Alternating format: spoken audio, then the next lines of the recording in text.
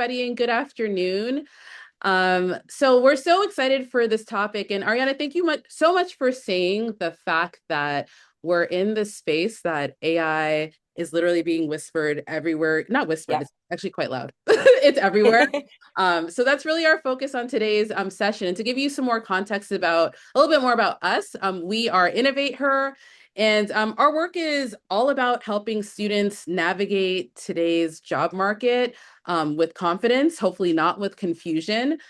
We know that a lot of the conversations about AI focuses on futures or big tech companies, but today we are going to bring that conversation more towards you. So your education, your career paths, your resumes, your interviews, and just Yeah. how overall you guys can really access opportunity. So our goal really for this session is about making, I know that you've had previous sessions about AI, but we really want to make you experts in terms of how AI is used like in your current life, but also as early emerging talent. So that's really what the conversation is going to be about today. And it's about helping you figure out and really understand how is already showing up in lots of different areas around your growth and quietly around opportunities. Maybe you might be aware, but maybe you might not be aware Yeah. of how it's actually being used in the workplace. So really our goal by the end of today's session is that you walk away just more prepared, more in control of how you are presenting yourself and how you're showing up in these academic spaces, but also in professional spaces as well. Exactly. And, Cheryl and I have been doing this for a very long time. And, whether it's been helping students connect with mentors or career prep, jobs, academia, as Cheryl was saying, again, as going back to Ariana's point, AI is becoming and utilizing AI is becoming one of those systems that we want to help students navigate through and have those tools on hand, right? In order, because like we've all said, right, it's not going anywhere. And especially in the frame of our conversation, AI is directly impacting folks from our communities and folks who do not have access to begin with, right? So we're really excited to bring, this conversation to a group that's already been unpacking, right, just how deep this AI topic goes. Um, Perfect. So again, and we'll briefly go over this, but especially in talking to Ariana and to folks, we all know what AI is. And I think the biggest piece that we want to reiterate here, right, is that it's constantly learning, but it's not human, right? It doesn't analyze in a way that is actually, as Ariana was telling us, right? You guys have already had a session where you realize the depth of it, right? And how much you have to probe your AI, whichever system or platform you're using. That, again, shows you and should show you that it's more like a good assistant, right? As opposed to the end all be all or the actual brain behind, the ideas. So, again, we want to make sure that we start with normalizing, right? What is AI, but also it doesn't think like us, right? It's just picking up on these patterns or this data that it's gathering from the internet. So again, just making sure that we're all, whether you're using any of these platforms, always putting AI in its place, right? It's not replacing us because we're able to critically think about, the next move that we're making with AI. So like Cheryl said, we're going to use the chat. I would love to hear from you guys. I'm going over to the chat right now. Um, we'd love to know, which of the AI platforms, I listed a couple here. What AI platform are you folks currently using, right? I know that there's one that you guys had a session on recently, right? Um, Here we go. Copilot is my best friend. Gemini, I see. ChatGPT, shout out. So yeah, y'all are familiar and are Yep, already using AI in your daily life. I want to take this a step further. How are you using it? Maybe if you can give us a glimpse exactly. in the chat. How are you using it? Um, Rakia says, my school wants me to use Gemini, but that sounds federal. Love I that. Let's know. be very aware of how we're using AI as well. Okay, Liliana says practice quizzes. I love that. That's great. How else do folks want? Oh, for feedback. Good.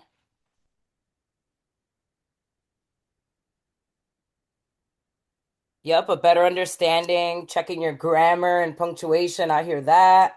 Hmm. Okay. So yeah, I love that you guys are already engaging with AI. So it seems like for most of you, this is not a foreign topic. So yeah, thank you for engaging in the chat. I want to, as we frame this conversation, we're going to start off, and the framework of today's session is we're going to talk a little bit about how we're using AI currently as we're students and how it's engaging in the classroom. Then we're going to frame it and talk a little bit about how we're using AI in a career development sense, in terms of a lot of you might be applying for your first internship or applying for early entry careers, which is all great. We want to hear about how you're using it and what you're doing. And then we're going to end today's conversation with a little panel discussion. We have a couple of guests. Yeah. We're going to talk to you a little bit about how they are using AI in the tech space as early entry professionals as well. So, I have one more let me know. To Cheryl's point, we'd love to know, are you guys applying to internships? Are you applying to jobs? Yeah, let's continue to engage in the chat because we'd love to know where everyone is in their journey, right? thanks for that, Ivana. Internship, says Anna.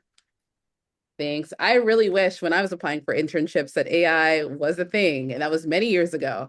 But I'm hoping to apply to internships soon. Yep, currently applying to internships, says Mariah. Chris Great says job. internships. Okay.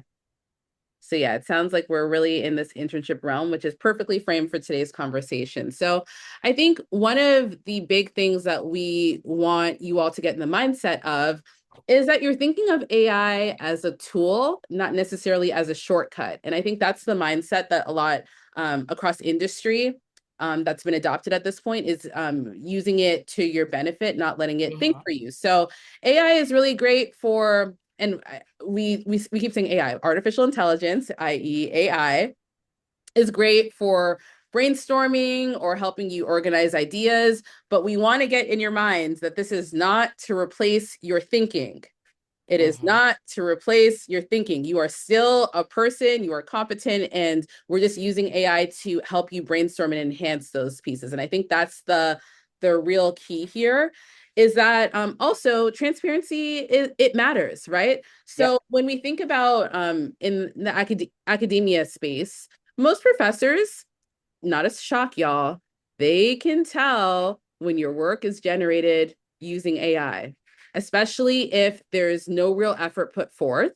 So we want to talk a little bit more about using AI ethically, with knowing your school's policy, but being honest about how you're actually using these tools, right? So this goes beyond college. So it goes into writing, research, critical thinking are skills that you actually need to apply for internships and jobs, right? So you're applying for these internships now. Hiring managers want to know that you can think and critically think, but you can use AI to your benefit to help you brainstorm, like whether it's interview questions or just sort of how you're thinking about the space. Employers don't care if you use AI, but they just want to, they care whether you're using it responsibly and that you actually understand the work, right? And same with your professors as well. So I think this lays the context as well for our Yeah. guest speaker who's going to pop in on the next slide, Ivana, to As a talk a little professor, bit from the perspective of a professor. So as a you're going to professor, hear from Professor Kobina. She is a criminology professor, associate professor at Michigan State University. And she's going to share with us her insider knowledge in terms of what she sees on the forefront in the classrooms with students in the classroom. So go ahead, Ivana. as a professor, I read a lot of students' work, and it's usually obvious when AI is being used without much thought. The writing often loses the student's rhythm. The argument sounds really polished, but also really hollow. Think of it like a house with no furniture. However, that doesn't mean that AI doesn't belong in learning. Used well, AI is a really strong and powerful tool for students. Students can use it to brainstorm ideas, clarify complex concepts, or even test their understanding by comparing AI's explanation to the course material. The goal is not to ban AI. Rather, it's to teach students how to use it to support their thinking, not replace it. Again, support their thinking, but not replace it. When AI fuels curiosity instead of substituting for it, the work becomes stronger. The real question isn't whether students will use AI, because they will, but it's whether they'll let it do their thinking for them or use it to think better.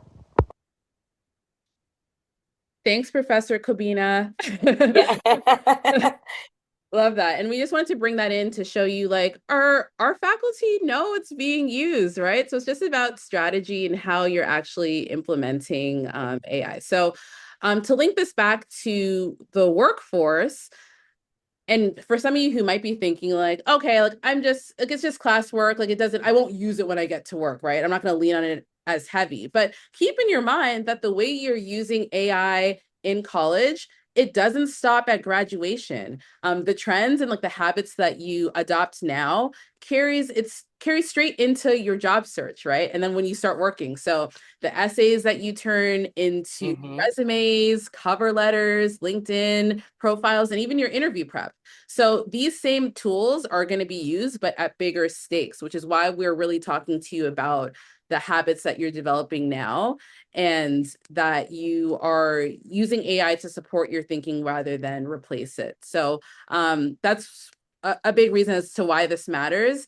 It's also, and something to keep in mind as well is, which is what this next portion is about, is we're going to talk a little bit about how artificial intelligence is being used on the other side. So what is the other side? Hiring managers, LinkedIn, these position descriptions that you're looking at, right?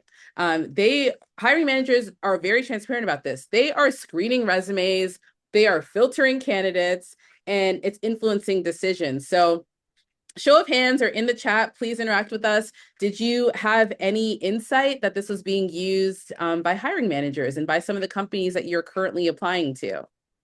Is this a surprise? Did you know? Exactly. Oh, go ahead, Z. Yes, yes. Or are you raising your hand? Yeah, I'm Just raising my agreeing. hand just to be like, yes. Yeah, we knew. Yeah. So Alyssa says yes, Sam, yes. Okay, so Exactly. And yes, we, you guys you knew. know, just to piggyback off of that, right? Again, we all know that it's shaping jobs, right? And especially as we hear about the different majors that each of you represent, right? From healthcare to education, to tech.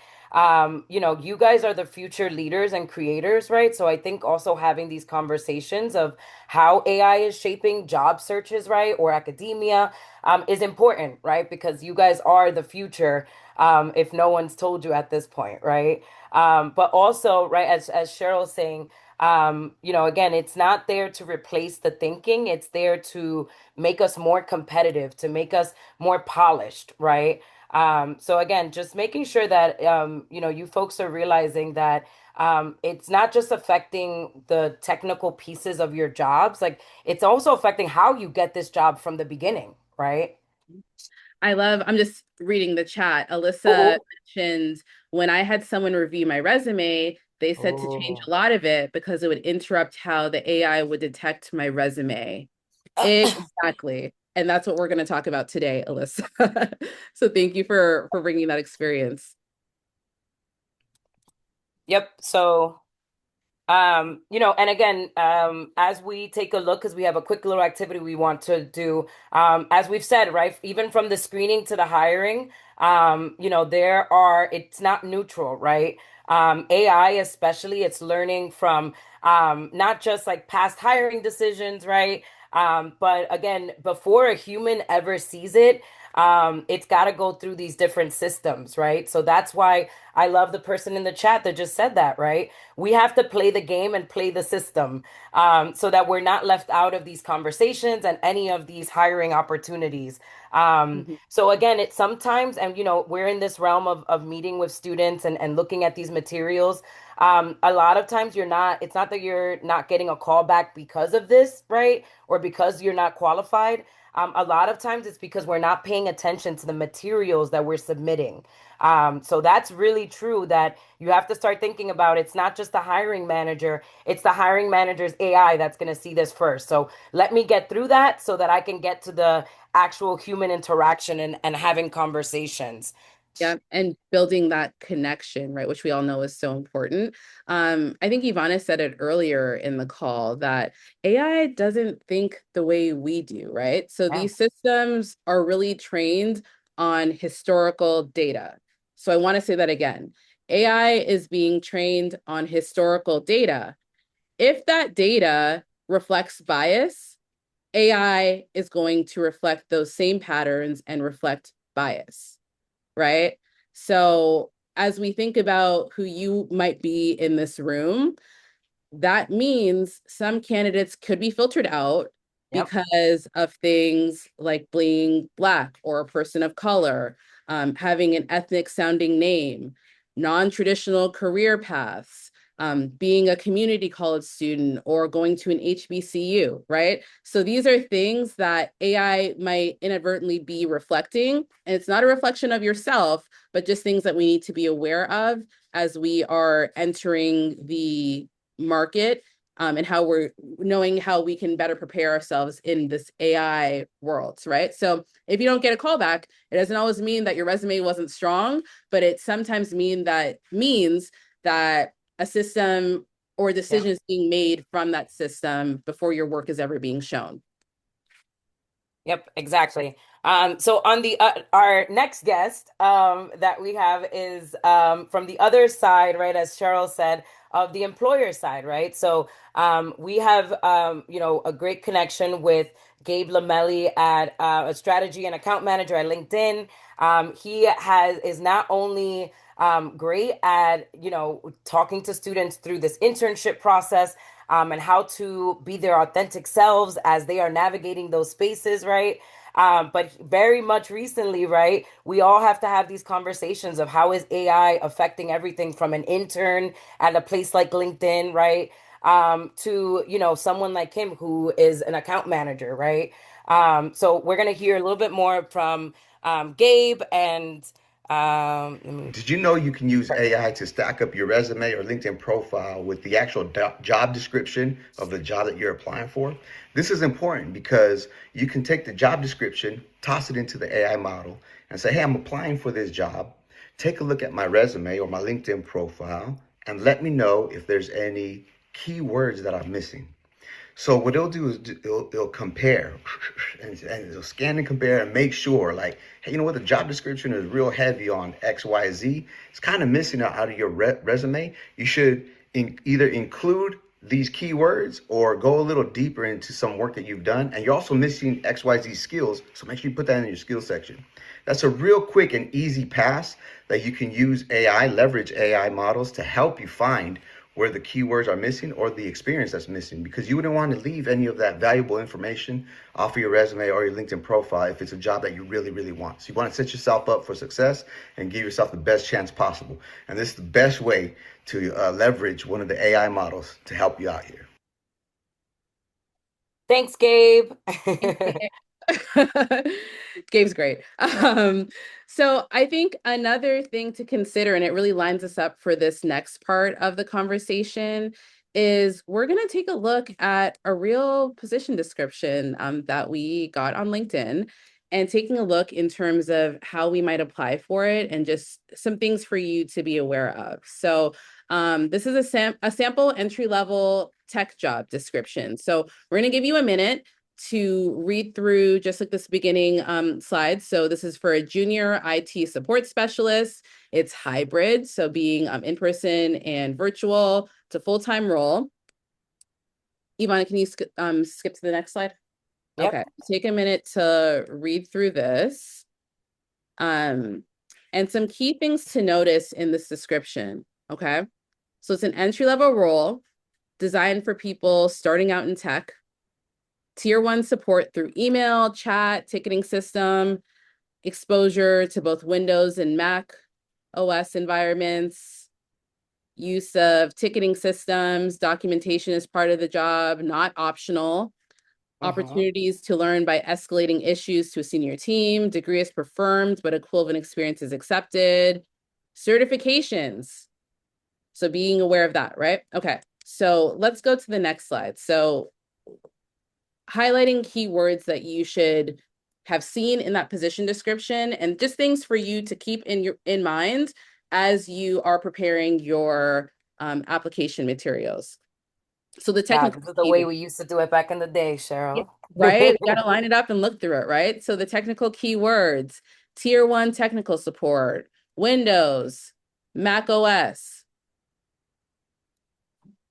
Okay, all good. And then now let's think about our girlfriend, Anita Job. So Anita Job really needs a job. Anita Job has put together, she's a fresh graduate, let's say from UCLA, and she's like, boom, I have a resume already put together. I'm just going to start applying to any job This that is I it. see. Yeah. I'm ready to go, right? So let's take a look at Anita Job's resume. Objective. I'm looking for an opportunity to use my computer skills and grow in the technology field. Look at her skills that she listed. Good with computers, familiar with Microsoft Office. I'm a team player. I need a job lists experiences as a tech assistant. Notes that her education is an associate's in computer information systems, right? So we're noting this resume because Anita is likely to be screened out. So we want to hear from you. Can you go to the next slide, Ivana? We want to hear from you all in the chat. Oh, no, you can go back. Sorry. Yep. We want to hear from you all in the chat. Why is Anita likely to be screened out? So considering what we just looked at from the position description, now looking at Anita Jobs' actual resume. We already know. We're giving you the answer already. She's going to be screened out. Can you Yeah. tell us in the chat? Tell us some specific reasons why.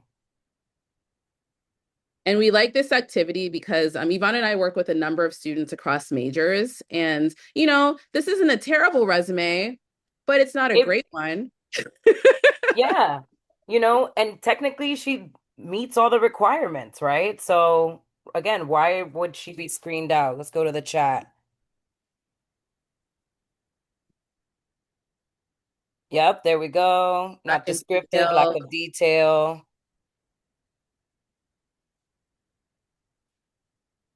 I like all this. Thank you guys for engaging.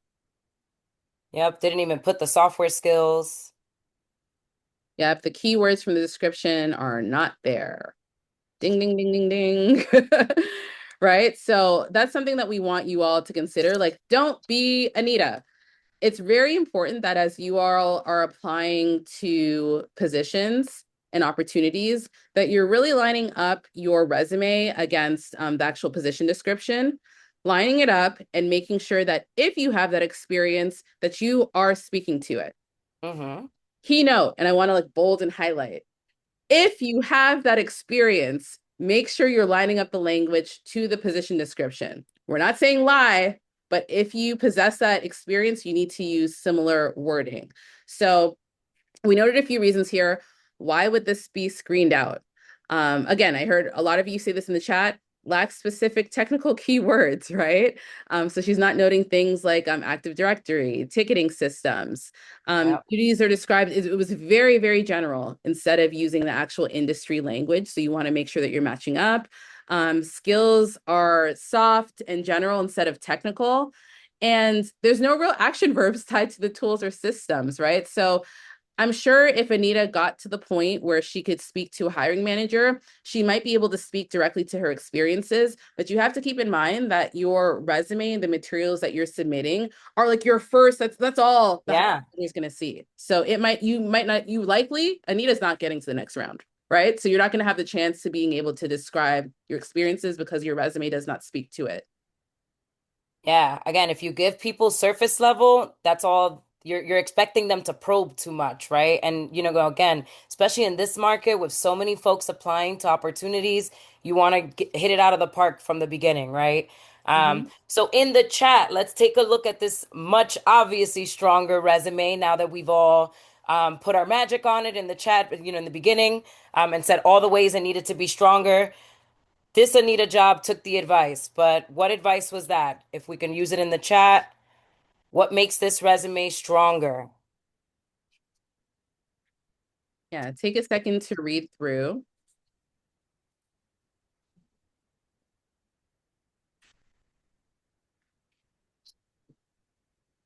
It would help if I go to the chat. What makes this resume stronger already? All right. And happy to call on people in the room as well if if that's helpful for you. But yeah, any thoughts on what is making this stronger? Yeah, Biggest piece already, right? Is just, all right, exactly. Thank you. more Detailed strengths, providing numbers. Y'all, this is huge stuff, right? Like again, this resume, as you're looking at it, I hope you're thinking about your resume and like, ooh, I could talk a little bit more about quantifying these experiences, right? Um, Action verbs, very detailed. Exactly. So going back to that job description, right? I went ahead and just highlighted some of those areas that we know came up in the job description. So why wouldn't we want to use that exact language, right, as we are tailoring our materials? And again, you always hear folks say this, right? Especially with how much we care about jobs, right? And the next job that we get, the next opportunity, the next internship, your materials deserve this kind of personalization, right? So make sure again that that's why we're using these systems, like Gabe Lamelli told us, to make sure that we are hitting all of those keywords, descriptions, and again, AI did not make this experience happen, right? But it's helping Anita Job ensure that those keywords are now present. And this Anita Job will definitely get an interview and not be shut out of an experience because it's looking like a perfect match to me. love that. Perfect, folks. So again, we hope that that activity again shines the light on the usefulness, right, of having these tools like AI when it comes to just enhancing and making sure that we are playing the game, right? Again, if we know that the first folks that are looking at this aren't even human, right? Like it's this machine, we need to use our AI to, again, help us strategize and help us again, get through the door and get through to these opportunities. So, Right. thank you so much for, participating in the chat, and That for, fun activity, because like that's real, right? And I hope most of your or some of your resumes might look like you need a job, and that's fine. But that's when we seek out the support to really tailoring our resumes to opportunities, specific opportunities that we're applying to, whether it's in tech or if you're pre-law or pre-med, it all looks a little bit different. So do I was gonna say, do the Anita Job challenge because sometimes, right, we just sat there and looked at Anita Job's resume. Do it for yourself, right? Like sit there and really take a look, right, immediately. What are areas and places that you can grow and definitely make some updates, right? But go ahead, Cheryl. Sorry. yeah. So now that we spent the first half of today's call talking a little bit about how AI shows up in academics and how it shows up in the earlier career job search, we're going to take it out of theory and now into real life. So the second portion of today's call is going to be a little panel that we've put together. So you get to hear from those who are actually doing the thing and Hmm.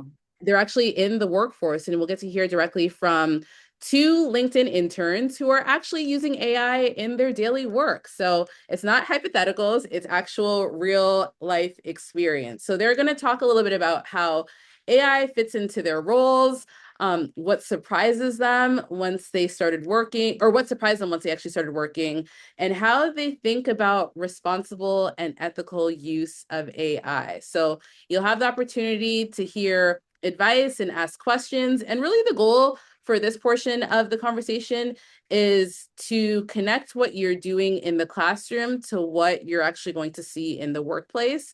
So there's no guesswork, right? You're going to hear right from the source's mouth in terms of what their experiences are actually like. So we're very excited to introduce our guests today, Sarah and Z, who are on the call. So welcome, Sarah and Z. I'm gonna stop sharing my screen so that we Yeah, can, so we can see everybody. have a better conversation with Sarah and Z. Thanks for being here today. Um, And I see Z here and I see Sarah. Uh, Maybe since I see Z first here, we can have both of you introduce yourselves and again, just give our students a little more context into, as Cheryl was saying, how AI is showing up in your role or just even in this early career, right? Well, hello everybody. Good evening. Happy Wednesday. My name is Zilay Velasco, but please call me Z. I'm an employee experience intern here at the Chicago's LinkedIn office. I'm also part of the Europe United nonprofit organization under the project management track, who actually brought me to this amazing opportunity. So thank you for letting me be part of the discussion. Yay. Thanks for Thanks, being Z. here. And Sarah, could you unmute and tell us a little bit about yourself as well? Yes, sure. Hey everyone. My name is Sarah Zandani. Just like C, I was able to finish the Europe United. It's like a very intense learning and development program for a year. 6 months was like an intense learnings for my cohort was like project management. And then we were lucky to get matched to LinkedIn and finish 6 months internship. So I'm really happy to be here. Great job, y'all. Oh, thanks for showing love in the chat, you guys. Um, And thank you, Sarah and Z. So maybe if we can start with and we're gonna encourage y'all to ask your questions as well. But I have one burning right just to start. When you guys first started your internship, so thanks for describing those for us. What was the expectation of how AI kind of shows up in work versus reality, right? So I'm thinking more about like your daily tasks and projects maybe some ways that that has shown up. Um, Either one of you can start. I keep seeing, Okay. oh, hey, Sarah.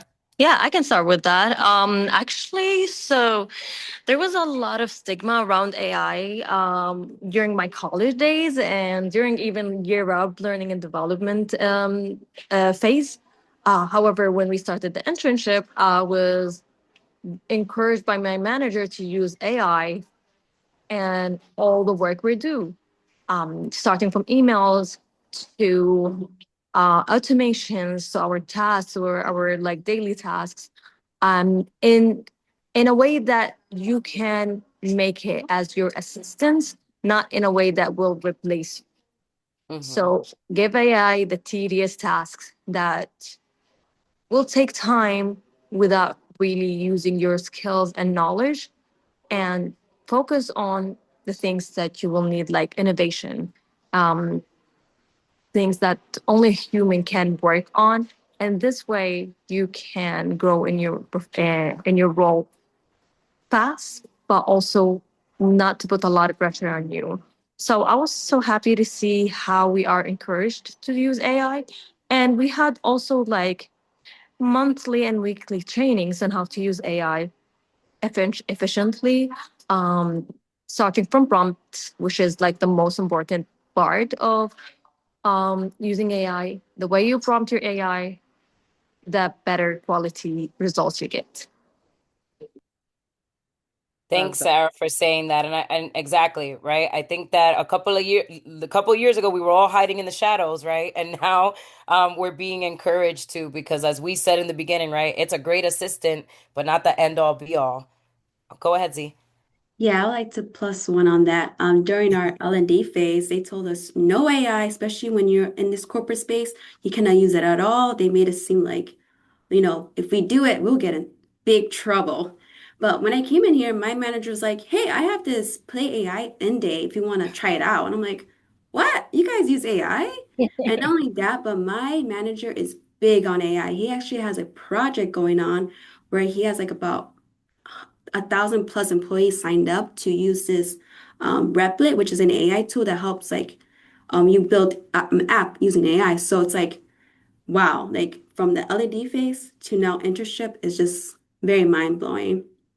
And how I use it every day is I'm a project manager, and what I do is I create these events. So it helps me really help find these vendors quickly. Like if I need to find a vendor that has like, vegan options and stuff like that. So it's just like those little tasks. And then as well, I would join like these weekly, twice a week, workshops as well that people would share their knowledge of what what tools they've been using, and also they will create these agents. My manager created an onboarding agent for me to help me, navigate through the workspace. Thank you for saying that, Z. And Sarah, like, love both of the parts that you all said, that it's being integrated and encouraged by many supervisors, by many managers who are out there like on the forefront, right? Encouraging their employees to use AI. And I love that, especially at LinkedIn, they are not only encouraging you, but showing you how like the best practices in terms of integration as well. So shout out to LinkedIn and for all the work that they're doing over there. And I think something key that you both had mentioned is, or you alluded to, is using AI with discretion, right? So you're not just plugging things in and then just like there you go, like done, like did that, like we're all done with it, right? So can you talk a little bit about how you personally decide when it's appropriate to use AI versus when not to use AI? Either of you could go first. It's a good question. Well, for me, my manager always says do not put in any information of the company into AI because remember, AI stores that. So if you're using ChatGPT and somebody that's not part of LinkedIn starts asking those questions, they're going to get that feedback. So just, yeah, we got to be very careful of using these platforms, honestly. And my manager said just use dummy data. Don't use, if you just give it like, it doesn't look like the data using, but just dummy data. Yeah, just be careful with that. Um, so just like I add to what Z was mentioning, make sure not to enter really important data to AI. Now, in our case in LinkedIn, LinkedIn is acquired by Microsoft, so we get to use Copilot and Glean. So we're able to add like information, and there's like some LinkedIn company information integrated in those two AI platforms. So you will be able to use it during your work. However, you can't use other platforms like ChatGPT that is not connected to the company. Now, what I love about using AI and when I think like I need to use AI is when there's tasks that will only take a lot of time for me, um, but it's not really necessary for me to take like the energy or the brain thought or like brainstorming and ideas. It's just like tedious tasks that takes time for no reason. So that's where I use AI, like mostly working in emails. And then after emails, I would think about looking for documents since we have like an um, integrated Copilot and Glean into the company data. So instead of looking for documents for like 10 minutes, I just ask Copilot, will you be able to find me um, this document? Another thing is structuring. So if I'm stuck in like creating a presentation, or if I'm stuck in creating a report, I ask AI to give me like a structure. And based on the prompt I give AI, it will still have my touch in there and my thinking in there, but I'll still have like a faster starting point for me to finish the report and so on. So mostly automation, that's what I try to work on. Another thing that I'm learning so far is like agents. I really recommend everyone in here to research more about agents. That's where you can just dump all the automations, tedious task into AI, but you just keep whatever have like a brain thoughts to yourself. And yeah, so use AI as an assistant, not as a replacement. Yeah. And I think, Sarah, you hit the big point in terms of being able to use AI in terms of like your brainstorming, which is speaks a little bit more to what we spoke to at the beginning of the presentation. And I think going back to a little bit earlier in our presentation, we had a couple of special guests.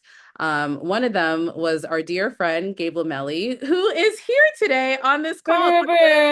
Not to put you out, Gabe.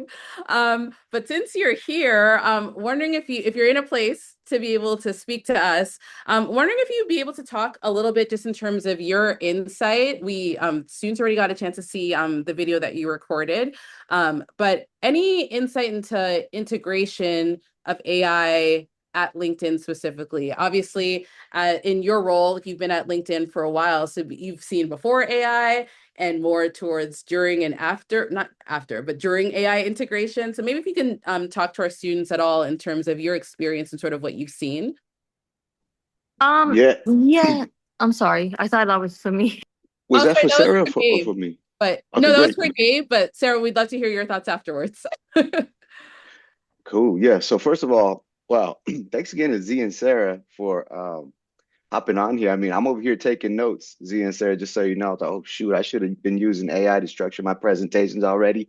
And I love what you said about offloading the tedious tasks to AI, so I have more room to be or to try to become a genius that I think I am. Though. I mean, I hear I need that. more creative time for myself. So yeah, Z and Sarah already handling business. Appreciate that. Yeah, so when AI first came out, like especially Chat GPT, it was like, man, I wanted this a secret and I want to keep it a secret because it's writing everything for me and it's cutting my time down in half and I don't want nobody to know. So I remember I was doing this, I was using it for like maybe the same stuff, outlining different ideas that I have, helping me structure some reports or maybe even I remember I'd say, I put in some emails or something from responses to my managers or my directors. And I say, can you make this sound smarter or more concise? And I think Z, Mhm. you said, or was it Sarah, talking about you really the prompt is the most The important prompts part. matter. Okay, yeah, my prompt game has been elevated since. But I remember I'd go like I'd toss it in and be like, hey, make this concise and make it sound smooth. And even that was helpful at that point. Even Yep. that was helpful at that point. But it was funny because I work in media production, so we would start doing all these videos and trainings and like um, live shows on the LinkedIn platform, and we'd have our own AI media experts from LinkedIn go out and share their tips. And they were saying, yeah, you could use it for work, you could use it for here, and so we kind of all started coming out the bushes like, wait, it's cool to use it at work, right? Like we can use it for our work. Is that cool? And everyone's like, yeah, yeah. And then our CEO started talking about it, our execs started talking about it. So like Z and Sarah mentioned, yeah, they provide us trainings.